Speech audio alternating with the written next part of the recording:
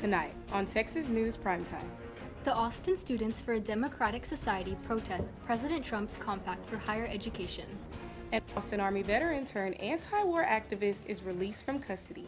More on his return to the capital city.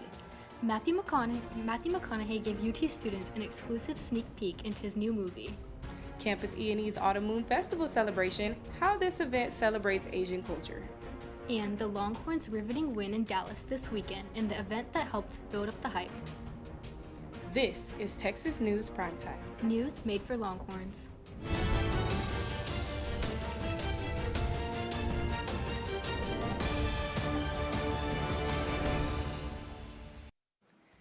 Good evening. Today's October 13th, and I'm Arianna Stevens. And I'm Patel. Thank you for joining us tonight. Students protested in front of the tower today, demanding the UT administration reject Trump's compact deal. Over 100 students came out to protest the university for publicly considering the compact, with speakers warning accepting it will compromise the academic freedom of both students and faculty. The deal would direct universities to crack down on protests, define a strict definition of gender, and restructure departments the Trump admin claims punish conservatives in exchange for increased access to federal funds. Any organization that might have anything that goes against what Donald Trump says could be abolished by this on university grounds. This is a complete overstep of Trump's authority. He has no right to have that much authority over universities, and we view this as a massive threat to our freedom as students.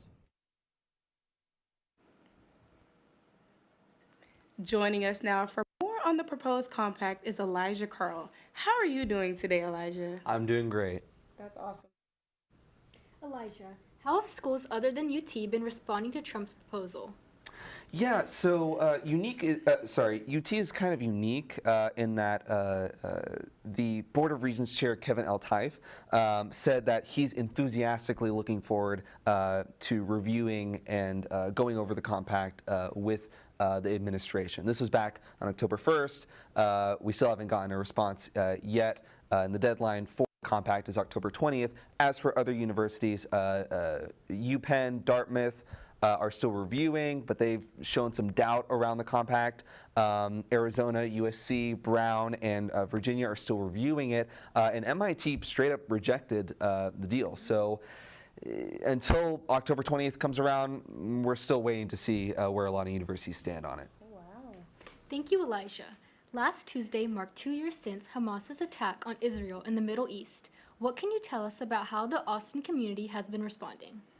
One development on October 7th was the return of Army veteran, anti-war activist, and Austin native Greg Stoker. Stoker arrived at Austin Bergstrom Airport last Tuesday, and we bring you now more on this, his humanitarian voyage to Gaza, and to see the crowd that welcomed him home. Thousands of people land at Bergstrom International Airport every day, but last Tuesday, a crowd waited eagerly for one local to make it home safely. Hey y'all, we're aboard the veterans boat Awila attached to the Global Samud. Greg Stoker, a former Army Ranger turned anti-war activist, grew up right here in Austin. In September, he sailed with a group of veterans to the coast of Gaza. Their boat was part of a citizen navy of 50 ships aimed to get humanitarian relief to Palestinians during Israel's invasion of the region, dubbed the Global Samud Flotilla. On October 1st, Stoker's ship was boarded by Israeli soldiers. Stoker was detained and sent to a prison near the Egyptian border. After a week of pressure from Texas politicians like Greg Casar and Lloyd Doggett, Stoker was finally released.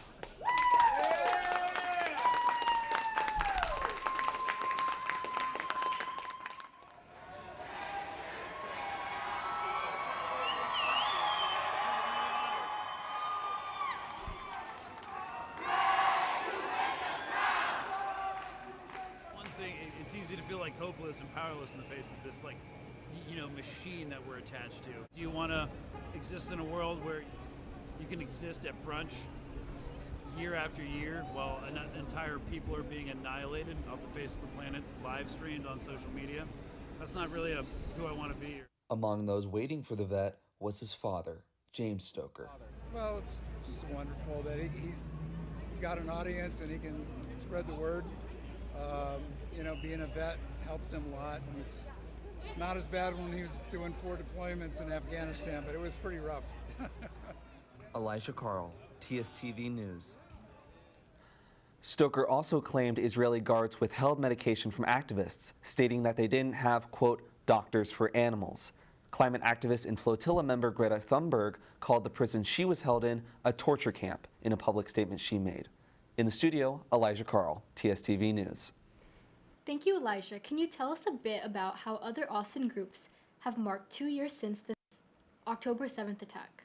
Yeah, so on Monday, Texas Hillel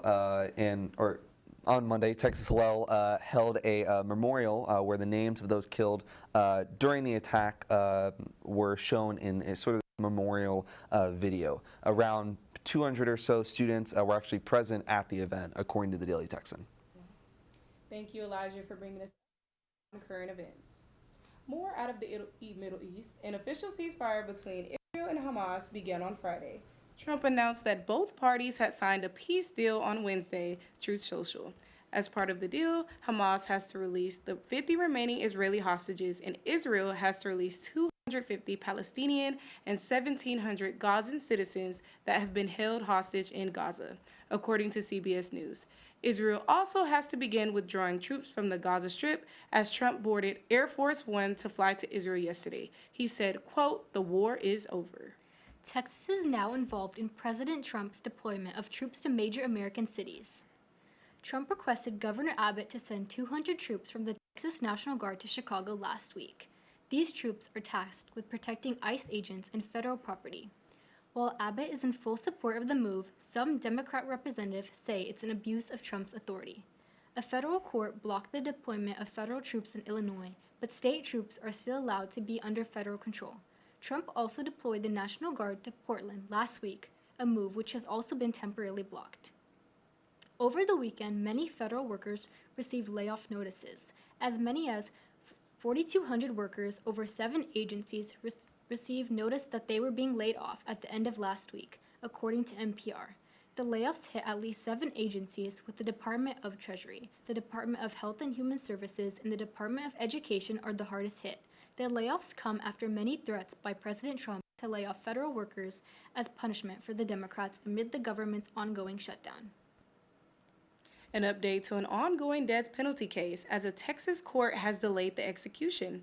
Robert Roberson was sentenced to death in 2003 after he was found guilty of killing his 2-year-old daughter. His trial was controversial as prosecutors said her death was caused by shaken baby syndrome, which can happen when a baby is shaken violently. This syndrome is considered by some as junk science. Roberson was scheduled for lethal injection on Thursday, but the Court of Criminal Appeals ruled to pause the execution. We will keep you updated as the story develops. UT has now launched a brand new on-campus emergency response system team known as UT CERT. The student-led program trains volunteers in disaster preparedness, first aid, and safety procedures to assist during campus emergencies. It's part of a growing effort to make UT more resilient and self-sufficient in times of crisis. Students who complete the training will be ready to support first responders and help keep the Longhorn community safe. The Austin Council on Thursday okayed the purchasing of land located at 2401 South Interstate 35. The land would be used for a homeless navigation center, as passed in an 8-3 vote. The decision came after several hours of public testimony from community members. While many voiced their avid support for the center, many Austin residents who live near the proposed center spoke passionately against it. They voiced concerns about the lack of information they received, as well as concerns regarding safety. Council member Jose Velasquez, whose district compromises the new homeless center, was one of 3 council members who voted no. University of Texas alum turned professor Matthew McConaughey returned to the 40 Acres last week for an exclusive screening of his new movie, The Lost Bus. The film recounts the devastating 2018 wildfires in Paradise, California that took more than 80 lives. In the film, McConaughey plays Kevin, a bus driver who shepherds more than 20 elementary school children to safety along with their teacher, played by America Ferrera. McConaughey sat down for a Q&A before the screening, taking questions from radio, television, film professor Scott Rice, as well as pre-submitted questions from the audience. Attendees said the film was emotional and heartfelt, but that the best part of the night was hearing from McConaughey live and in person. I'm really glad that Moody provides things like this that You can read the all about the alumni can law come back and screening. talk about it and talk about the experience. You can read all about the Lost Bus screening along with the event less than a week earlier with Moody alum Glenn Powell and his new series, Chad Powers, later this week at tstvnews.com. Come back celebrating the Autumn Moon Festival with Campus E&E. And a look inside the annual Texas Fight Rally tradition. Primetime will be right back.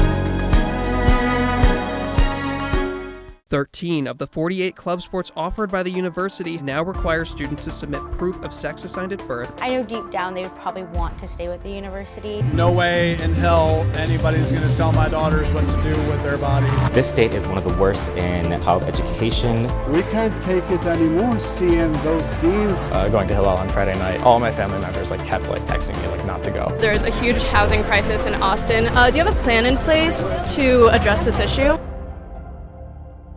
Determined to start your day well? We're up bright and early. From the enriching local stories to the weather forecast later in the day. Rain or shine, at Good Morning Longhorns, we got you covered. Comprised of a studious reporting staff going lengths to get that scoop, and a talented technical team to enhance your screen visually. As a fellow Longhorn, your mornings are better with us. So start your day the Vivo way. Good Morning Longhorns, Wednesdays at 7 a.m. Central Time on TSTV.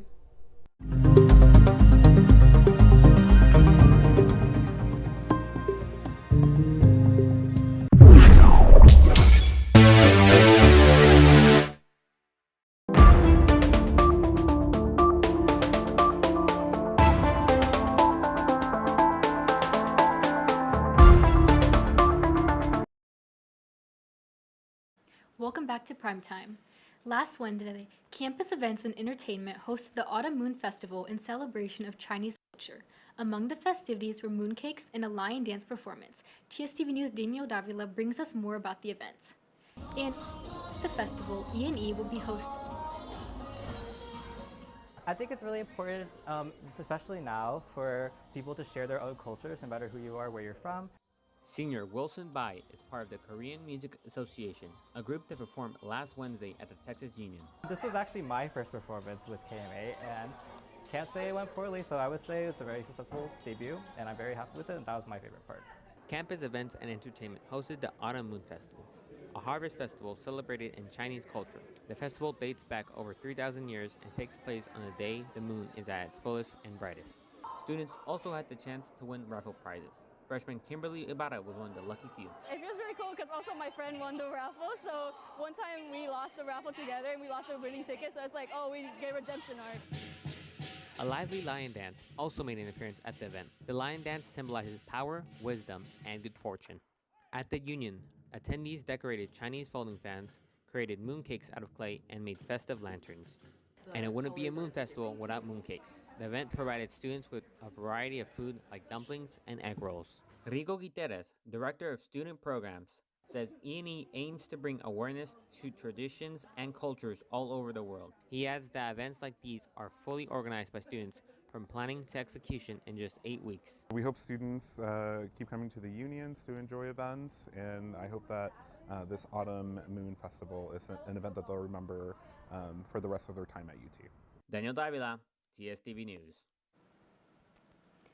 And in case you missed this festival, E&E will be hosting other events throughout the rest of the semester. Check out their Instagram to find out more. Texas faced off against OU this past Saturday in the annual Red River rivalry. But before we get into the game, TSTV News' Christina Krasnova joins us live in the studio to tell us about the excitement leading up to the big event.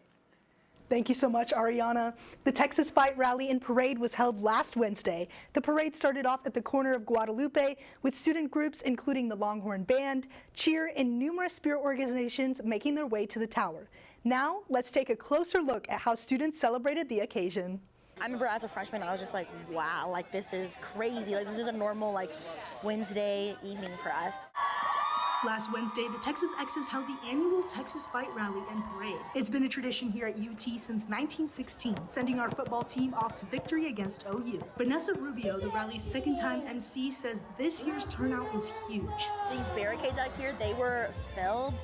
The student groups, edge to edge. I didn't expect that many of the football players to be there too. And then this is the first year the president and the university has spoken at the Texas Fight Rally. We aren't #1 in football this year, but that hasn't seemed to stop Longhorn pride. Seeing all the energy, even cars stop by, that's what I loved about something like this. It really brings the community together, and you can see that. At this year's Texas Fight Rally, students and student organizations showed up and showed out, some even winning massive awards. Got $1,000 for our org. This grand prize was given out to the Texas Blue as the best overall organization. We just came up with what we thought was gonna eat the theme, and it was wrap it up. We got a prize for it. To participate, student orgs had to have a creative banner, show school spirit, and bring as many members as possible. Second-year officer Alyssa Silva says they worked on their banner for hours. It was just really like monumental because we put so much into our org. Competitions like these contribute to the hype energy at the rally, which Rubio explains was especially needed this year. Even though we had lost to Florida, this is just a really special game, and I hope that like this rally got them even more excited. I'm not gonna say we're gonna win or lose, but I think there's hope for the game that we'll come back with that gold hat. And come back with the gold hat we did, finishing out the OU game on Saturday with a score of 23-6. For TSTV News, I'm Christina Krasnova. For more on the Red River rivalry and UT's triumph, stay tuned for today's edition of Press Box on Primetime. Christina, what makes the Red River rivalry so important to Longhorn culture, and what can you tell us about the showdown's history? Well, first I'll start off with the history. The Red River rivalry began in 1900 and Texas won the very first game. Now we play annually at the Cotton Bowl during the Texas State Fair in Dallas. That's our tradition. It's very intense matchups. Every single time it's a narrow win from one side or the other, but when we do win, it really boosts team morale, and we get those state bragging rights from the gold hat, and we just really see a lot of UT fan pride. Yeah, that sounds so much fun. When we come back, a Red River rivalry to remember. More on UT's victory over rival OU this past weekend. And can we expect any rain this October? Primetime will be right back.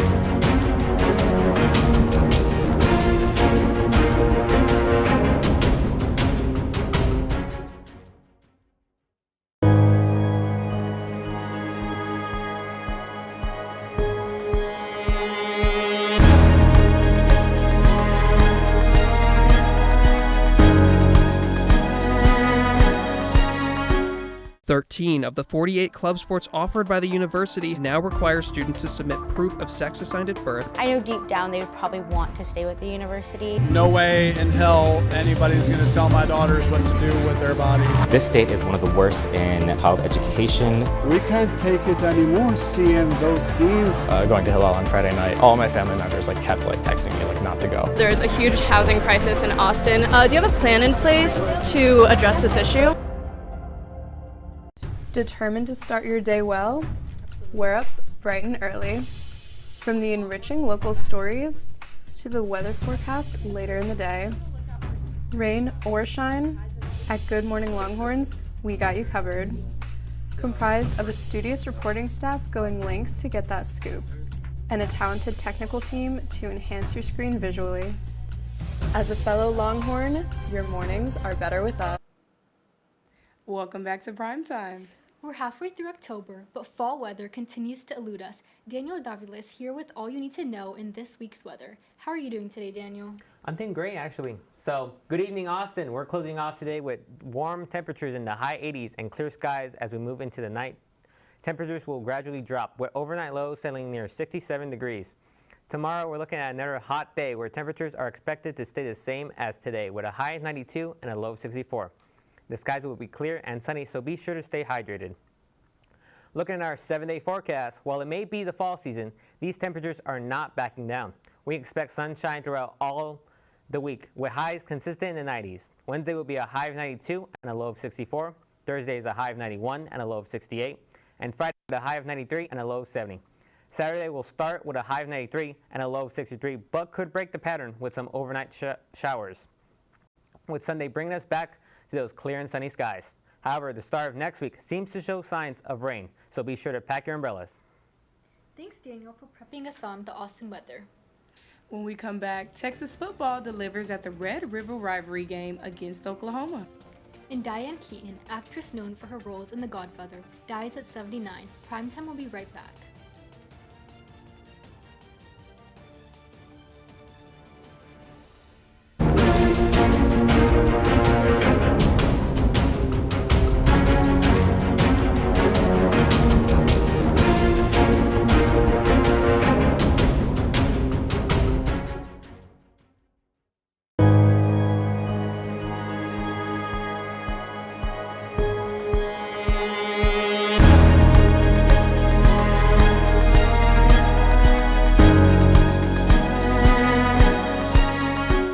Thirteen of the 48 club sports offered by the university now require students to submit proof of sex assigned at birth. I know deep down they would probably want to stay with the university. No way in hell anybody's going to tell my daughters what to do with their bodies. This state is one of the worst in child education. We can't take it anymore seeing those scenes. Going to Hillel on Friday night, all my family members kept texting me not to go. There's a huge housing crisis in Austin. Do you have a plan in place to address this issue? Determined to start your day well? We're up bright and early. From the enriching local stories to the weather forecast later in the day. Rain or shine, at Good Morning Longhorns, we got you covered. Comprised of a studious reporting staff going lengths to get that scoop, and a talented technical team to enhance your screen visually.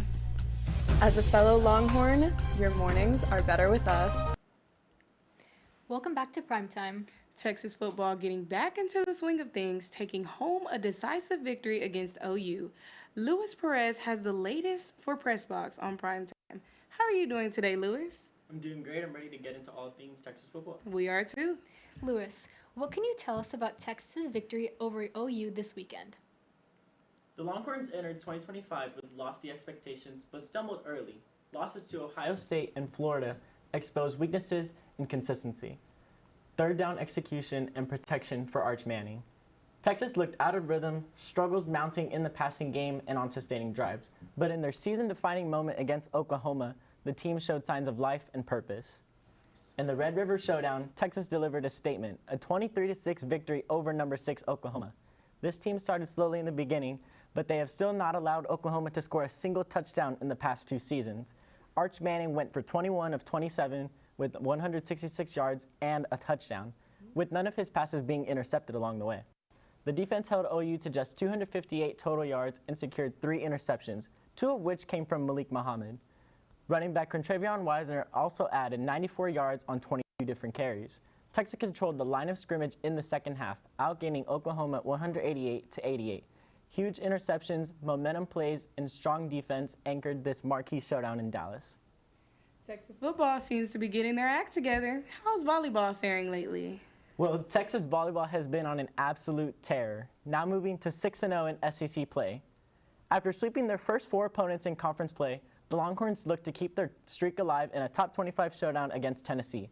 Going into the match, Texas was hitting .307 as a team and holding their opponents to a 170 clip. Impressive stats that prove that this team is playing like they're a well-oiled machine.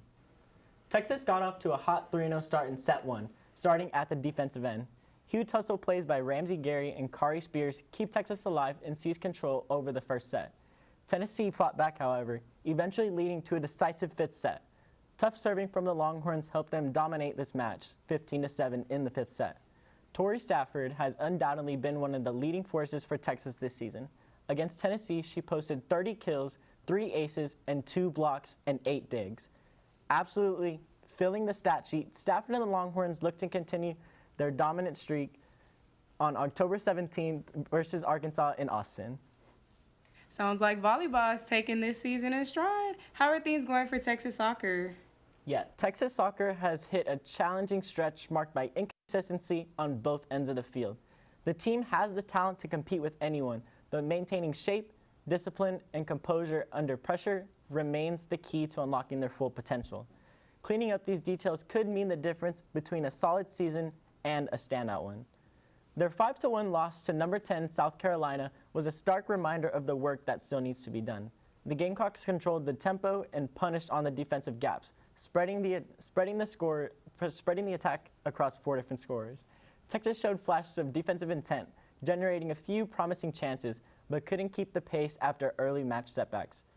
The game underscored both their attacking promise and their need for greater consistency and defensive organization against elite competition. Even with setbacks, Texas remains a team capable of turning it around. If they can align their attacking rhythm with a more disciplined backline, the Longhorns have every opportunity to finish strong and reassert themselves as a serious postseason contender. Thanks, Lewis, for keeping us up to date on all things sports. When we come back, Scarlett Johansson is cast as Mother Gothel in the live-action Tangled remake. And K-pop band Twice adds 17 more shows to their This Is For World Tour, when you can see them in Austin and more. PrimeTime will be right back.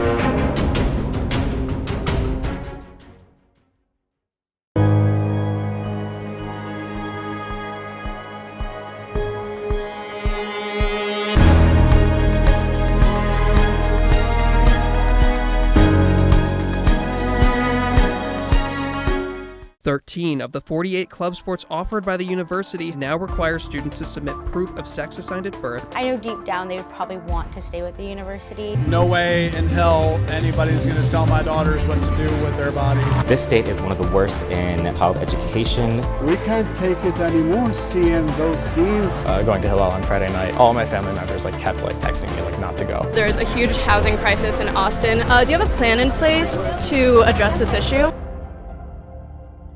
Determined to start your day well?